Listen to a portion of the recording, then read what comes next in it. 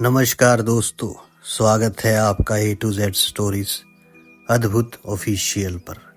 साधु संत फकीर गुरु रहबरों की सदा ही जय जयकार। जब गोगा जाहरवीर जी शरीयल के कटोरा ताल पर जा पहुंचे, तब गोगावीर जी राजकुमारी शरीयल के कटोरा ताल की कारीगरी देखकर हैरान रह गए। कारीगरों ने अपनी कारीगरी दिखाकर कमाल कर दिया था। रंग बिरंगे पत्थरों पर भांति भांति की चित्रकारी खोदकर रंग बिरंगे आईने जड़ रखे थे, जिनकी चमक माणिक मोतियों की सजावट को भी मात कर रही थी। कहीं तोता मैना किस्सा कह रहे थे, कहीं कहीं रंग बिरंगे पक्षी मधुर बोली बोल रहे थे। गोगावीर जी ने अपने लक्ष्य पर पहुंचकर महायोगी गुरु गोरखनाथ जी को अपना मस्तक नवाया और उनका ध्यान लगाकर वंदना की। नीले घोड़े को ताल के किनारे बांधकर और उसी के पास अपना सामान रखकर कटोरा ताल में स्नान करने के लिए गए। कटोरा ताल के जल की खुशबू हीना, इत्र, गुलाब, केवड़े की खुशबू को भी मात कर रही थी। गोगावीर जी ताल के भीतर कभी डुबकी मारते थे और कभी कलाबाजी खाकर उल्टे पुल्टे हो तैरने का आनंद लेते थे। ये कटोरा ताल राजा सिंधा सिंह ने अपनी लाडली बेटी श्रीयल के नहाने के लिए ही बनवाया था, जहां पुरुष प्रवेश और नहाने और कपड़े धोने की सख्त मनाही थी। गोगावीर जी काफी देर से कटोरा ताल में उछल कूद कर रहे थे। जब उनका जी अच्छी तरह भर गया तो ताल से बाहर निकले, बदन पर चमेली के तेल की मालिश कर पोशाक पहनकर महायोगी गुरु गोरखनाथ जी का ध्यान धरा। एक लोटा जल सूर्य देवता को चढ़ाकर एक लोटा जल का नीले घोड़े के पास ला रखा और मन ही मन खुश हो उस पर हाथ फेर हंसने लगे। बेचारा नीला घोड़ा बहुत परेशान था। ये सोच रहा था, ये मनुष्य जाति कितनी खुदगर्ज, लालची और मतलबी होती है। इसे दूसरे के दुख दर्द से कोई मतलब नहीं। अपने सैर सपाटे मौज बहार नाच कूद में कमी नहीं आनी चाहिए। वे मन ही मन जल भुन रहा था। गोगावीर जी से आते ही बोला, भैया अब मेरा काम हो गया समाप्त। अब आप अपनी ससुराल में जाकर सासू रानी से आरती उतरवाओ और राजा सिंधा सिंह की बेटी को ब्याह कर जब जी करे घर चले आना। मैं तो अभी महारानी बाचल के पास जा रहा। गोगावीर जी अपने बहादुर घोड़े की जली कटी बातें सुनकर ताज्जुब करने लगे। नीला इतना समझदार होकर आज किस तरह की बात कर रहा है। गोगावीर जी ने उसे सहलाकर पीठ थपथपाकर उसकी नाराजगी का कारण जानना चाहा। नीले घोड़े की नाराजगी का क्या कारण है? ये किस कारण रूखा रूखा बोल रहा है? गोगावीर जी की मीठी चुपड़ी बातों को सुनकर नीला बोला, गुरु भाई गलती तुम्हारी नहीं, हमारे पूर्व जन्म के पापों के कारण ही हमें सताए जाने और दुख उठाने के लिए मनुष्य जाति के हवाले किया है। मतलब कि मैं तुम्हारा गुरु भाई हूं तो क्या हूं? तो आखिर जानवर और पशु ही। जानवर पशु के ना जाने, उनके जान होती है ना दिल होता है। मन तो जानवर के भगवान ने बनाया ही नहीं। उसका काम तो मालिक के डंडे खाकर उसकी सेवा सुरक्षा करना है। खाना दाना देना ना देना मालिक की मर्जी पर निर्भर है। चाहे जब दे। जब जानवर को भूख मरे, जब उसका मतलब हुआ खुशामद कर ली। मतलब निकल जाने पर पानी तक को ना पूछे। जानवर को ना गर्मी लगती है ना सर्दी। ये सब आराम तो मनुष्य के लिए है, क्योंकि धर्म पुण्य करने के कारण उसे मनुष्य का चोला मिला है। आपने अपने जी में ये भी सोचा, जिसने महीनों का सफर दिनों में पूरा किया है, इस जानवर के ना दिल है ना आत्मा। भूख प्यास और आराम इंसानों के लिए ही परमात्मा ने पैदा किए। मैं तो आज ही ददरेवा नगर पहुंचकर अपनी बाछल मौसी से कहूंगा कि राजा सिंधा सिंह के सिपाही आपके बेटे को पकड़कर अपने साथ ले गए। गोगावीर जी ने बिना इजाजत राजा के जनाना बाग में जाकर कटोरा ताल में नहाकर राजा के बने कानून को तोड़कर बड़ा भारी अपराध किया था। गोगावीर से इतना कहकर नीले घोड़े ने एक जोर का झटका अपनी गर्दन से मारकर पेड़ से बंधे रस्से का बंधन तोड़ दिया। अपने घोड़े का विकराल रूप देखकर गोगावीर जी ने अपनी भूल और लापरवाही पर काफी पश्चाताप किया। वे अपनी गर्दन झुकाकर बोले, गुरु भाई, वाकई मुझसे बड़ी भूल हुई है। मैं अपनी मस्ती के कारण दुनियादारी की सभी सुध बुध खो बैठा था। और रही साथ छोड़ने की बात, तो ये हमारा तुम्हारा मित्रता का बंधन मरने के बाद भी ना छूटेगा।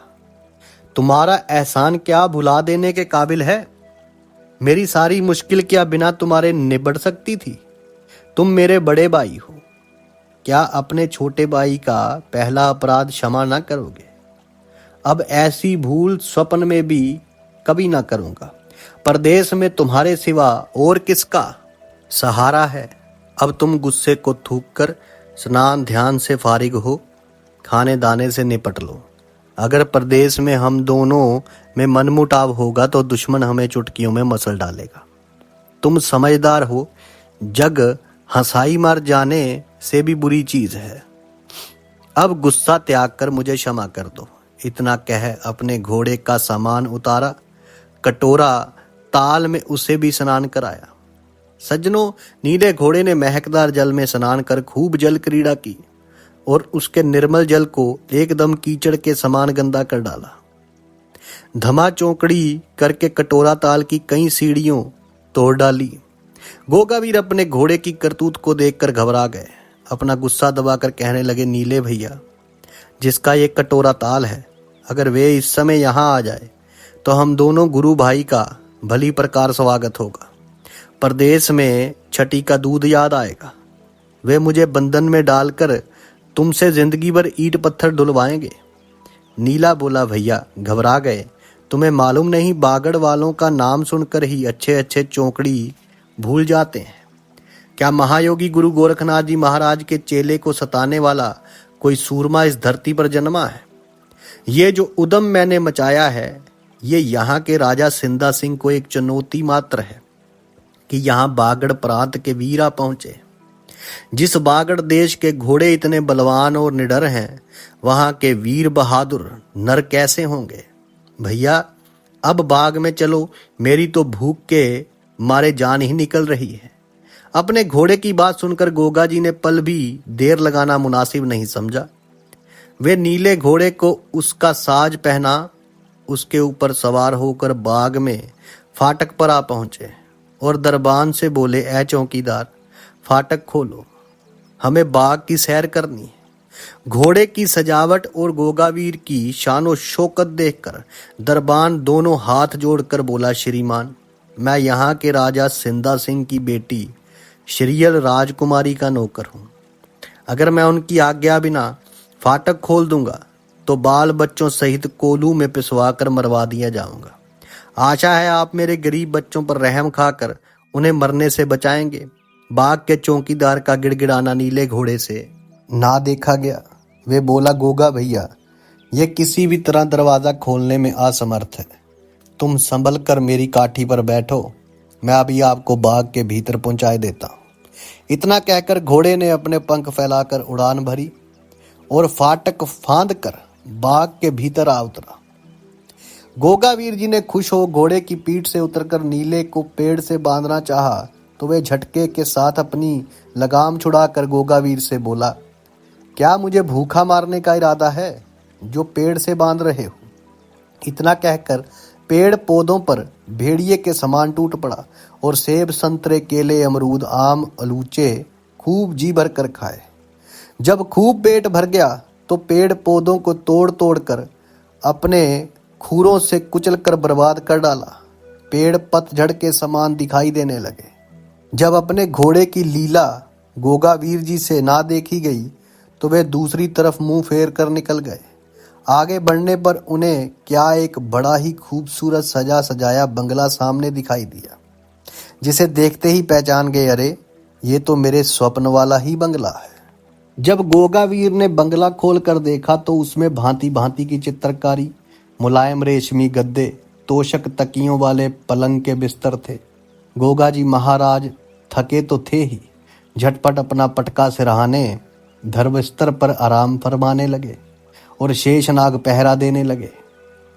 नीले घोड़े ने जब ये देखा कि गोगा भैया का दूर तक पता नहीं, तो निडर होकर और भी ज्यादा धमा चौकड़ी मचाने लगा।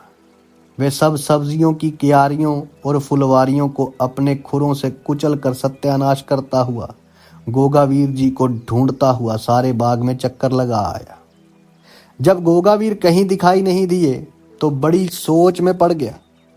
क्या मुझसे नाराज होकर तो यहाँ से नहीं चले गए, या किसी से कहा सुनी तो नहीं कर बैठे? मुझे उनकी मर्जी के बिना इस प्रकार उत्पात नहीं मचाना चाहिए था। मैं तो उनकी भलाई के लिए ही ये सब लीला कर रहा था। बिना लीला किए हमें कौन जानता कि बागड़ देश वाले आ पहुंचे हैं। इस प्रकार सोच में डूबा नीला घोड़ा बंगले के पास आ पहुंचा और खिड़की में से झांक झांक कर देखने लगा। पलंग पर सोते हुए गोगा जी पर उसकी नजर पड़ गई, जिनका पहरा शेषनाग दे रहे थे। तब नीले की जान में जान आई। वे उन्हें बंगले में सोता देख फिर विनाश लीला पर उतारू हो गया। बाग में बचे कुचे लत्ता कूंज बेल बूटे सारे ही अपने पैरों से कुचल कर तहस नहस कर डाले। दोपहर हो जाने के कारण बाग का माली भी रोटी खाकर बेफिक्री से बगिया में सो गया था। इधर नीला धमा चौकड़ी मचा मचा कर थक गया। शाम के समय राजकुमारी श्रीयल अपनी सखी सहेलियों को संग लेकर अपने महल से बाग की बसंत बहार का आनंद लेने आ पहुंची। जब वे सब सखी सहेलियों के संग अपने अपने डोलों से उतरी, तब सबसे पहले उनकी नजर कटोरा ताल पर ही पहुंची, जिसकी कई सीढ़ियां टूटी फूटी पड़ी हुई थी और उसमें से लीद और पेशाब के कारण बड़ी भारी दुर्गंध उठ रही थी। बदबू के कारण सबका दिमाग फटा जा रहा था। राजकुमारी श्रीयल की एक सहेली बोली, राजकुमारी श्रीयल जी, पहले कपड़े उतार कर आप स्नान ध्यान करो, बड़ा आनंद आएगा। अब राजकुमारी को चिंता के कारण बेसमय का मजाक अच्छा न लगा। वे चौकीदार और बाग के माली की लापरवाही के कारण काफी गुस्से में थी, जिन्होंने उदम मचाने वाले को ना रोक कर लापरवाही की हद कर दी। मैं आज ही पिताजी से कहकर इन्हें काफी सजा दिलवाऊंगी, तभी इन लोगों की बुद्धि ठिकाने आएगी। इस प्रकार सोचती विचारती जब अपनी सखी सहेलियों के साथ फाटक के रास्ते बाग में घुसी और अपने नौलखे बाग की हालत देखी, तब तो तौबा ही मुख से निकल पड़ी। राजकुमारी श्रीयल से अपने बाग की हालत देखी नहीं गई। पहरे पर चौकीदार वे माली को ना देखकर वे आग बबूला हो गई और शेरनी की तरह आगे बढ़कर सोते हुए माली को जगाया और कड़क कर कहा, तुम्हारे होते हुए बगिया का सत्यानाश कैसे हुआ? तुम्हें रखवाली के लिए नौकर रखा गया है या आराम तलबी के लिए? ना मालूम किस नालायक घोड़सवार के घोड़े ने बाग में घुसकर सारी बगिया की फलवारी का सत्यानाश कर दिया है। तब माली आंख मलते हुए उठकर बोला, राजकुमारी जी, मैं तो फाटक बंद करके अभी अभी लेटा था। मैंने तो किसी घुड़सवार को बगिया के अंदर जाते हुए देखा नहीं। ना मालूम जरा सी देर में ऐसी प्यारी बगिया की सारी रौनक किसने बिगाड़ डाली। जरा देर पहले तो खूब बाग बहार और फुलवारी खिली हुई थी। इतना सुनकर श्रीयल गुस्से से भरकर बोली, और ये कटोरा ताल को भी तुम्हारे जरा देर सोने से ही दुर्गंध युक्त बनाकर सारी सीढ़ियां तोड़ डाली गई।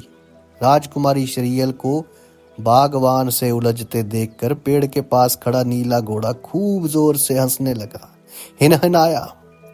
तब राजकुमारी श्रीयल और उनकी तमाम सहेलियों की नजर उधर नीले घोड़े की तरफ गई। सबने उस नीले रंग के विचित्र घोड़े को बड़े गौर से देखा और उसकी विचित्रता को देखकर उसके निकट जा पहुंची। नीला घोड़ा अकड़ के साथ खड़ा होकर राजकुमारी श्रीयल की सहेलियों को देखकर उसी प्रकार मन ही मन मुस्कुराया जिस प्रकार सब उसे देखकर मुस्कुरा रही थी। जब राजकुमारी श्रीयल ने पंख युक्त नीले घोड़े को पेड़ के नीचे खड़े देखा तो राजकुमारी श्रीयल को बड़ा ही कौतूहल हुआ, हैरानी हुई। राजकुमारी अपनी सहेलियों से बोली, घोड़ा तो काफी सुंदर है, इस पर इसका सवार दिखाई नहीं देता, वे किधर चला गया? अभी सखियों ने कोई उत्तर दिया भी नहीं था कि नीला घोड़ा मनुष्य की बोली में बोला, भाभी जी नमस्कार, आपको जिसकी तलाश है वे मेरा स्वामी है। वे इस सामने वाले चित्रसारी में पलंग के ऊपर आराम से सो रहा है। घोड़े को मनुष्य की बोली बोलता देख राजकुमारी श्रीयल को और भी ताज्जुब हुआ। ये तो मनुष्य की बोली समझता भी है और बोलता भी है। फिर वे गुस्से से बोली कि ऐ गुस्ताख अश्व, इसके मतलब ये हुआ कि इस बगिया की फुलवारी और क्यारियां उजाड़ना और मेरा कटोरा ताल का पानी गंदा करने वाला तू ही है, और अब तुम मुझे भाभी कहकर और ज्यादा गुस्ताखी कर रहे हो। तुम्हें और तुम्हारे सवार को इसका दंड मिलेगा। सज्जनों, अब राजकुमारी श्रीयल को 16 श्रृंगार किए हंसनी के समान अति सुंदर बदन देखकर नीले घोड़े ने गोगावीर की तकदीर की मन ही मन सराहना की और हाथ जोड़कर बोला, राजकुमारी जी, आप भाभी कहने से व्यर्थ बुरा मान गई हो। मेरा जो सवार है उससे मेरा गुरुबाई का नाता है और आप उनकी भार्या है। इस अधिकार से ब्याह हो जाने पर आप मेरी भाभी हो जाएंगी। बै माता के लिखे को मिटाने की शक्ति तो ब्रह्मा में भी नहीं है। मेरा सवार आपके पलंग पर सुख की नींद सो रहा है। आप जाकर अपने पति देव के दर्शन करो और मेरा पीछा छोड़ो। ऐसी गुस्से वाली भाभी को मेरा दूर से ही नमस्कार। सज्जनों, नीले घोड़े की गुस्ताखी भरी बात सुनकर राजकुमारी काफी क्रोध में भर गई। पेड़ की टूटी हुई टहनी को हाथ में उठाकर बोली, अरे गुस्ताख, जरा ठहर। तेरी बार बार की गुस्ताखी का मजा चखाती हूँ। ना मालूम तुम बेवकूफ किस नगर के रहने वाले हो। हमारे यहाँ तो सब बड़े बूढ़े लोग लड़कियों को बेटी के बराबर या बहन जी या छोटे बच्चे जो हैं वो बुआ कहकर बुलाते। ले अब भाभी कहने का मजा चख। ये कहकर 6-7 संटी नीले की पीठ पर तड़ातड़ जमा दी और बोली, अब भाभी कहकर बोल। अपनी पिटाई की परवाह न कर नीला घोड़ा बोला, हमारे बागड़ प्रांत में जो गोगावीर का ददरेवा नगर है, चाहे आधी ब्याही हुई हो चाहे सारी, छोटे भाभी कहकर ही पुकारा करते हैं। मैं आपकी बात का बुरा नहीं मानता। अपने अपने प्रांत की बोली जुदा जुदा होती है। रही मुझे मारने की बात, तो हमारे यहाँ तो देवर भाभी ब्याह हो जाने के बाद ही संटी खेलने का खेल खेला करते हैं। मैं तो अपना नेक जब ही पूरा करूँगा जब मेरी पीठ पर सवार होकर आप हमारे घर पहुँच जाओगी और कुआं पूजने 9 लखे बाग में पहुँचोगी। राजकुमारी श्रीयल की सब सखियां नीले घोड़े की बात सुनकर मन ही मन मुस्कुराकर राजकुमारी का मुख देख रही थी। राजकुमारी श्रीयल से अपनी सहेलियों का मन ही मन मुस्कुराना छिपा न रहा। वे कहने लगी, बेवकूफो के मुंह लगना व्यर्थ है, आखिर है तो जानवर ही। नीला घोड़ा बोला, ठीक है, अब आप यहाँ से तशरीफ ले जाएं। अपनी चित्रसारी में पहुंचकर अपने पति गोगावीर के बाएं पैर का अंगूठा पकड़कर जगा लेना। लेकिन मेरा मालिक बड़ा ही गुस्से वाला है। उसके कोड़ों की मार से मेरी पीठ सूजी पड़ी है। ऐसा ना हो कच्ची नींद में जगने के कारण 1-2 कोड़ा मारकर आपकी पीठ भी सुजा दे। मैं तो बुराई के बदले भी भलाई ही करने वाला हूँ।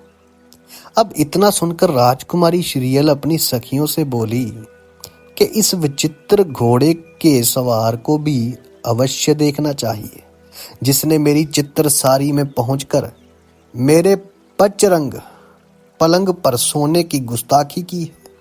तुम थोड़े से फूल यहीं से उठा लो, ना मालूम किस मौके पर काम आ जाए। अब आगे क्या होता है ये हम आपसे साझा करेंगे अगली वीडियो में। तब तक के लिए आप सबका धन्यवाद। आप सबके भीतर बसे उस परमात्मा को मेरा प्रणाम। साधु संत फकीर गुरु रहबरों की सदा ही जय जयकार। अड़क निरंजन।